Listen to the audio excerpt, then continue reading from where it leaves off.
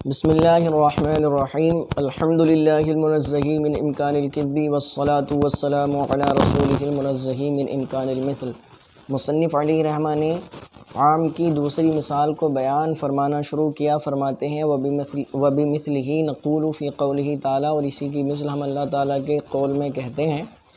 کس کے مثل؟ یعنی جیسے جزاء بما کسبا میں کہا کہ ما عام ہے، اسی طرح اس آیت کریمہ میں کہ اللہ تعالیٰ نے ارشاد فرمایا فَقْرَؤُوا مَا تَيَسَّرَ مِنَ الْقُرْآنِ، تو تم پڑھو جو تم کو قرآن سے میسر ہو۔ تو یہاں بھی ما کیا ہے؟ عام ہے۔ پہلے نفس مسئلہ سن لیجئے۔ نفس مسئلہ یہ ہے کہ امام شافعی علیہ رحمہ کے یہاں سورہ فاتحہ کا پڑھنا فرض ہے، امام مالک کے یہاں بھی سورہ فاتحہ کا پڑھنا فرض ہے، اور ہمارے یہاں سورہ فاتحہ کا نماز میں پڑھنا فرض نہیں ہے بلکہ واجب ہے۔ تو امام شافعی علیہ رحمہ کی اور امام مالک علیہ رحمہ کی دلیل کیا ہے؟ وہ کہتے ہیں کہ اللہ کے نبی صلی اللہ تعالیٰ علیہ وسلم نے ارشاد فرمایا لا صلاۃ الا بفاتحۃ الکتاب، کہ بغیر فاتحہ کتاب کے یعنی سورہ فاتحہ کے بغیر کوئی نماز نہیں ہے۔ تو یہ دلالت کرتا ہے اس بات پر کہ نماز کا پڑھنا اور سورہ فاتحہ کا پڑھنا نماز میں وہ فرض ہے، اس لیے کہ شے کی جو نفی کی جاتی ہے وہ فرض کے فوت ہونے کی وجہ سے ہی کی جاتی ہے۔ یہاں پر اللہ کے نبی صلی اللہ علیہ وسلم نے فرمایا کہ سورہ فاتحہ کے بغیر کوئی بھی نماز نہیں ہے، تو اس کا مطلب یہ ہے کہ سورہ فاتحہ کا پڑھنا نماز میں فرض ہے۔ تو امام شافعی علیہ رحمہ اور امام مالک علیہ رحمہ کا دعویٰ اور ان کی دلیل ہو گئی۔ اب ہمارا دعویٰ کیا ہے کہ سورہ فاتحہ کا پڑھنا فرض نہیں ہے بلکہ سورہ فاتحہ کا پڑھنا کیا ہے؟ واجب ہے۔ یہ ہمارا دعویٰ ہو گیا۔ اس دعوے پر ہماری دلیل کیا ہے؟ اس دعوے پر ہماری دلیل یہ ہے کہ جو ہم نے عام کا حکم بیان فرما دیا کہ وہ عام جس سے کسی بھی فرد کو خاص نہ کیا گیا ہو، اس کا حکم یہ ہے کہ اس پر عمل کرنا واجب ہے۔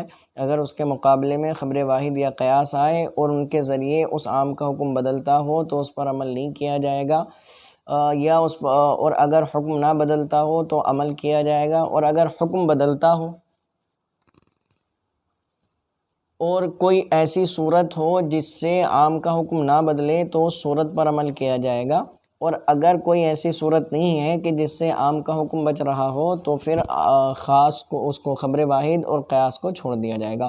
تو ہمارا دعویٰ کیا ہے کہ سورہ فاتحہ کا پڑھنا وہ فرض نہیں بلکہ واجب ہے۔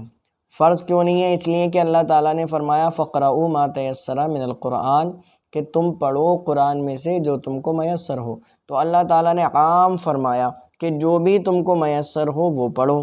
اب اگر آپ اس کو سورہ فاتحہ کے ساتھ مقید کر دیتے ہیں، یہ کہتے ہیں کہ سورہ فاتحہ کا پڑھنا فرض ہے، تو اللہ تعالیٰ نے تو پورے قرآن کریم میں فرمایا، پورے قرآن کریم کے تعلق سے، کہ جو بھی تم کو میسر ہو، جو تمہارے لیے آسان ہو وہ پڑھو۔ پھر آپ یہ کہہ دیتے ہو کہ سورہ فاتحہ کا پڑھنا فرض ہے، تو کتاب اللہ کے عام کو جو ہے مقید کرنا، خاص کرنا، یہ لازم آئے گا، اور خبر واحد کے ذریعے یہ صحیح نہیں ہے۔ تو کیا پتہ چلا؟ کیونکہ اللہ تعالیٰ نے قرآن کریم میں کسی بھی متعین چیز کو، معین چیز کو فرض نہیں فرمایا کہ اس کو پڑھنا فرض ہے، بلکہ یہ فرمایا جو بھی تم کو آسان ہو۔ جیسے سورہ فاتحہ قرآن ہے، اسی طرح دیگر صورتیں بھی، تمام صورتیں وہ بھی قرآن ہیں، تو اللہ تعالیٰ نے سب کے تعلق سے فرمایا جو بھی تم کو آسان ہو وہ پڑھو۔ تو یہ کلمہ ما کیا ہے؟ عام ہے۔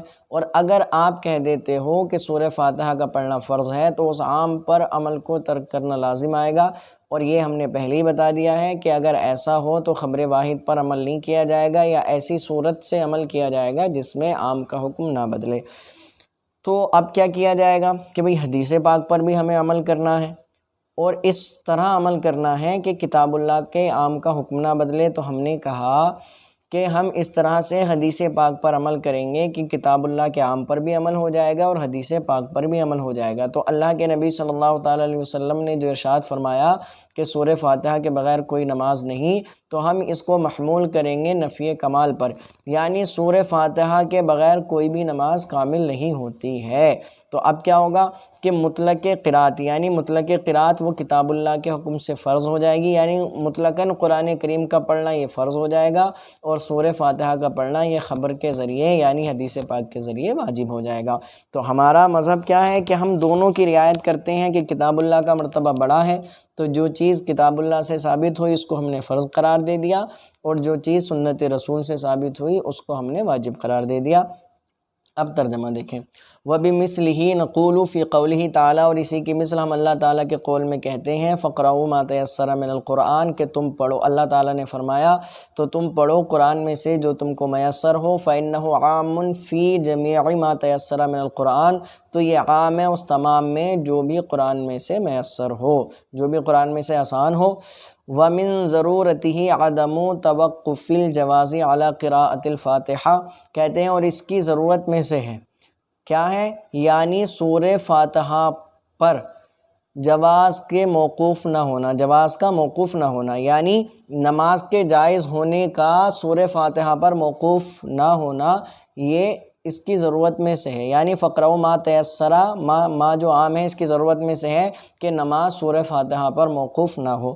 وجاء فی الخبری، اور خبر میں آیا ہے، حدیث پاک میں آیا ہے، انہ قال علیہ السلام کہ اللہ کے نبی صلی اللہ علیہ وسلم نے فرمایا لا صلاۃ الا بفاتحۃ الکتاب، کہ نماز نہیں ہے مگر فاتحہ کتاب کے ذریعے یعنی کتاب اللہ کے ساتھ۔ تو اب ہم کیا کریں گے؟ دونوں پر عمل کرنا ہے۔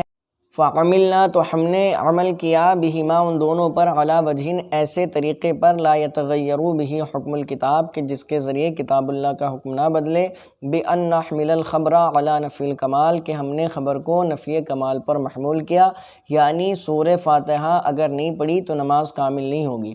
اب کیا ہوا؟ نتیجہ کیا نکلا کہ حتی یکون مطلق القراءتی فرضاً بحکم الکتاب، یہاں تک کہ مطلق قرات یعنی مطلقاً قرآن کریم کا پڑھنا یہ کتاب اللہ کے حکم کے ذریعے فرض ہو گیا، وقراءۃ الفاتحۃ واجبۃ بحکم الخبر، اور سورہ فاتحہ کا پڑھنا یہ واجب ہو گیا سنت رسول کے حکم سے۔